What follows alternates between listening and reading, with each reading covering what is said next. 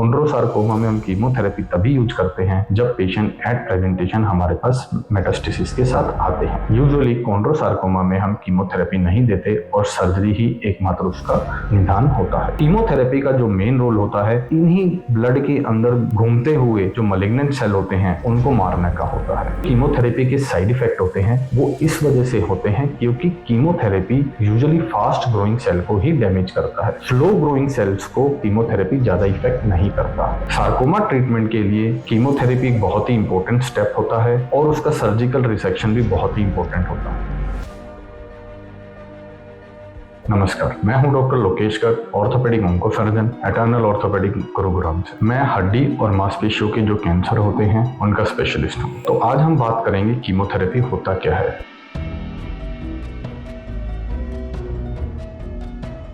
Chemotherapy एक वो drug होती है जो कि शरीर में दी जाती है और जिससे फास्ट ग्रोइंग सेल जो कि बहुत तेजी से बढ़ रहे होते हैं उन सेल्स को किल किया जाता है। तो जो कैंसर सेल होते हैं उन्हें हम मैलिग्नेंट सेल भी बोलते हैं। मैलिग्नेंट सेल मतलब कि जो कि अनकंट्रोल्ड वे में बहुत ही फास्ट ग्रो करते रहते हैं और जिनको कोई रोक नहीं सकता। मतलब कि उनका जेनेटिक लेवल पे कोई भी चेक बैलेंस नहीं रहता और वो बहुत ही फास्ट ग्रो करते रहते हैं और नंबर बाय नंबर मल्टीप्लाई होते रहते हैं। तो यही कैंसर होता है। कभी कभी ये कैंसर अपनी जगह से जब बहुत फास्ट ग्रो करने लग जाते हैं तो ब्लड के अंदर चले जाते हैं। ब्लड के थ्रू वो जाकर किसी दूसरे साइट पर जाकर सेटल हो जाते हैं। वहां पर फिर वो एक नई गांठ बनाने लग जाते हैं। इसको हम कहते हैं मेटास्टेसिस। तो कीमोथेरेपी जो होती है वो यूजुअली इन मैलिग्नेंट सेल्स को किल करने के लिए दी जाती है।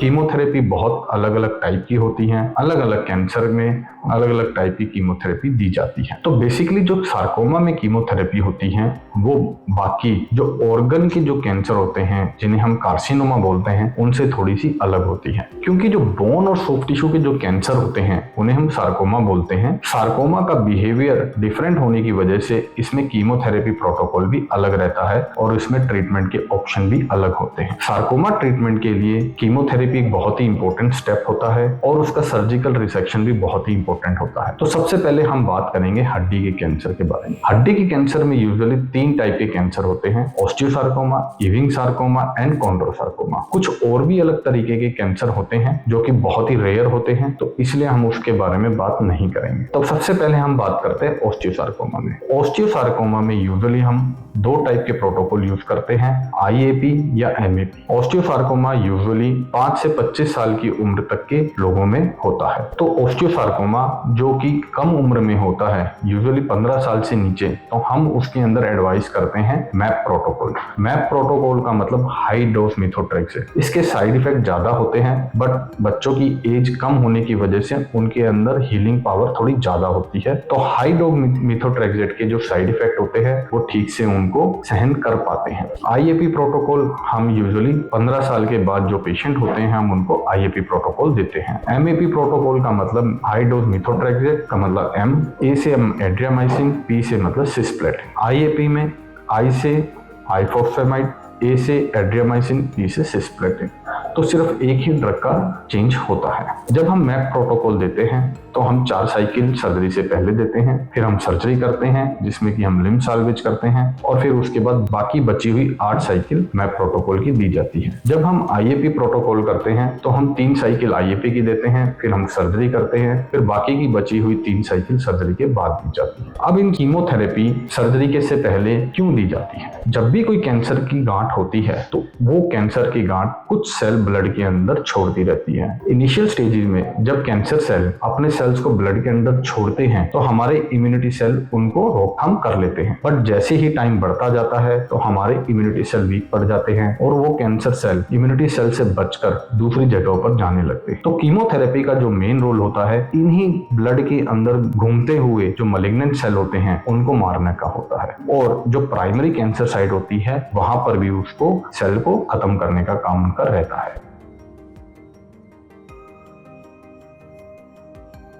कीमोथेरेपी के कुछ फायदे होते हैं, जैसे कि सर्जरी से पहले वो उसका साइज कम कर देते हैं, उसके जो ब्लड वेसल होते हैं वो कम हो जाती हैं, जिससे सर्जरी के दौरान ब्लीडिंग कम होती है, डाइसेक्शन थोड़ा इजी हो जाता है, और सर्जरी के बाद जब हम पूरी गांठ को निकाल के जांच के लिए भेजते हैं तो हम उस पर जांच करके ये पता करते हैं कि कीमोथेरेपी का कैंसर सेल के ऊपर कितना परसेंटेज असर हुआ है। उसको हम जानते हैं परसेंटेज ऑफ नेक्रोसिस से, जो कि एक डिटेल हिस्टोपैथोलॉजी रिपोर्ट में सर्जरी के बाद हमें बताया जाता है। अगर जब ये कैंसर सेल का नेक्रोसिस अगर कम रहता है तो हो सकता है कि शायद हम अपना कीमोथेरेपी प्रोटोकॉल चेंज कर सके। इसलिए बेटर रहता है कि सर्जरी से पहले कुछ साइकिल कीमोथेरेपी के दे दिए जाए। जो हम सर्जरी करते हैं किसी भी लिम्फ साल्वेज सर्जरी में, तो क्या होता है वो सर्जरी काफी लंबी होती है, काफी बड़ी होती है और काफी मुश्किल भी होती है। उसमें चांसेस ऑफ कॉम्प्लिकेशन ज्यादा रहते हैं, इन्फेक्शन के चांसेस भी रहते हैं। तो सर्जरी के बाद उन कॉम्प्लिकेशन की वजह से हो सकता है कि हमारा कीमो डिले हो जाए, बट जो सर्वाइवल बेनिफिट होता है किसी भी ऑस्टियोसार्कोमा में, तो हमें कीमोथेरेपी ज्यादा डिले नहीं कर सकते। अगर किसी कॉम्प्लिकेशन की वजह से वो कीमोथेरेपी डिले भी हो जाता है तो हम ये चाहते हैं कुछ कीमोथेरेपी पेशेंट को लग चुकी हो, ताकि अगर किसी भी कारण से वो डिले हो तो पेशेंट को ज्यादा नुकसान ना हो। अब हम बात करते हैं ईविंग सार्कोमा में। ईविंग सार्कोमा में हम वैक आई के प्रोटोकॉल देते हैं अगर पेशेंट नॉन मेटास्टेटिक रहते हैं एट प्रेजेंटेशन। इसमें हम वैक वी से विनक्रिस्टिन, ए से एड्रियामाइसिन, सी से साइक्लोफॉस्फेमाइड, आई से आइफॉस्फेमाइड, ई से इटोपोसाइड, ये 5 ड्रग की कीमोथेरेपी दी जाती है। सर्जरी से पहले 4 साइकिल दी जाती हैं, फिर हम सर्जरी करते हैं या फिर रेडिएशन करते हैं उन केसेस में जहां पर हम सर्जरी से ट्यूमर नहीं निकाल सकते। उसके बाद बाकी बची हुई 13 साइकिल दी जाती है। ईविंग सार्कोमा में भी कीमोथेरेपी का वही रोल होता है जो कि मैंने आपको ओस्टियोसार्कोमा में बताया। अब हम बात करते हैं कॉन्ड्रोसार्कोमा में। कॉन्ड्रोसार्कोमा का जो कन्वेंशनल टाइप होता है उसमें कीमोथेरेपी का कोई रोल नहीं होता। कॉन्ड्रोसार्कोमा यूजुअली 3 ग्रेड का होता है, grade 1, grade 2 and grade 3। Grade 3 होता है वो सबसे ज्यादा मैलिग्नेंट होता है। कॉन्ड्रोसार्कोमा में हम कीमोथेरेपी तभी यूज करते हैं जब पेशेंट एट प्रेजेंटेशन हमारे पास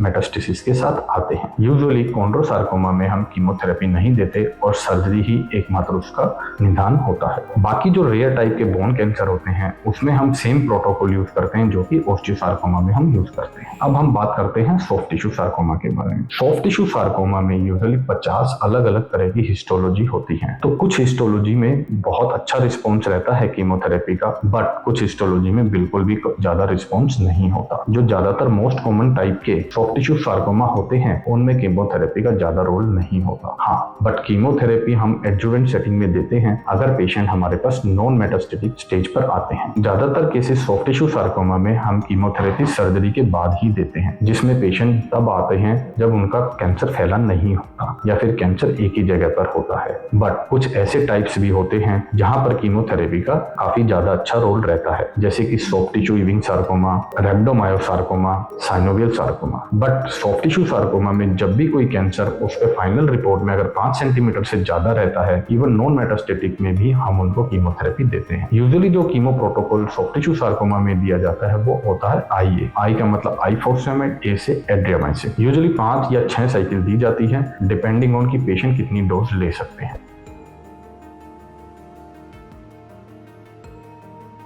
अब हम बात करते हैं कीमोथेरेपी के साइड इफेक्ट के बारे में। देखिए, कुछ साइड इफेक्ट कीमोथेरेपी के टेम्परेरी होते हैं, कुछ साइड इफेक्ट परमानेंट होते हैं। अब जो कीमोथेरेपी के साइड इफेक्ट होते हैं वो इस वजह से होते हैं क्योंकि chemotherapy usually fast growing cell को ही डैमेज करता है। स्लो ग्रोइंग सेल्स को कीमोथेरेपी ज्यादा इफेक्ट नहीं करता। अब फास्ट ग्रोइंग सेल हमारे जितनी भी बक्कल म्यूकोसा होती है, मतलब हमारे मुंह की जो चारों तरफ की लाइनिंग होती है, हमारे जो गट होता है, जितने भी हमारा फूड पाइप हो गया, हमारी इंटेस्टाइन हो गई, हमारा लार्ज इंटेस्टाइन, स्मॉल इंटेस्टाइन, ये जितने भी इसकी लाइनिंग होती है ये सारी लाइनिंग फास्ट ग्रोइंग सेल से बनती है। स्किन के जो सेल होते हैं वो भी फास्ट ग्रोइंग होते हैं, हेयर फॉलिकल भी फास्ट ग्रोइंग सेल होते हैं। तो इसलिए कीमोथेरेपी इन जगहों पे ज्यादा साइड इफेक्ट करती है, जैसे कि बाल उड़ जाना, जैसे कि उल्टी आना, माउथ के अंदर अल्सर बन जाना, डायरिया लगना, फीवर आना। तो ये होते हैं टेम्परेरी साइड इफेक्ट। कुछ साइड इफेक्ट परमानेंट होते हैं, जैसे कि हो सकता है कि हमारा स्पर्म काउंट कम हो जाए, वीर्य की ताकत कम हो जाए। तो ये कुछ परमानेंट साइड इफेक्ट होते हैं, बट वो सभी के साथ नहीं होते। इनके चांसेस होते हैं लेस देन 10% और ये यूजुअली होता है आइफॉस्फेमाइड से। एड्रियामाइसिन जो ड्रग होती है वो दिल के ऊपर इफेक्ट करती है, उससे दिल की जो मांसपेशियां होती हैं वो कमजोर हो जाती हैं, बट इसके भी चांसेस होते हैं लेस देन 10%। ये सभी पेशेंट के साथ परमानेंट साइड इफेक्ट नहीं होते, बट कुछ पेशेंट में ऐसे साइड इफेक्ट हो जाते हैं। बट दोस्तों,